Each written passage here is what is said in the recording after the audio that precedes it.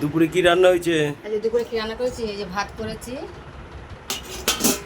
আর পেঁয়াজ ফোড়ন দিয়ে মুসুর ডাল করেছি, একটু ধনে পাতা ছড়িয়ে দিয়েছিলাম একদম। কুঁদরি ভাজা, পটল ভাজা, আর পটল আলু দিয়ে রুই মাছের ঝোল, সাথে আছে এই যে মিষ্টি। এই হচ্ছে আজকে দুপুরে আমাদের রান্না। বন্ধুরা, তোমরা ভালো থেকো, সুস্থ থেকো, সাবধানে থেকো। ভিডিওটা ভালো লাগলে একটা লাইক কমেন্ট করে দিও।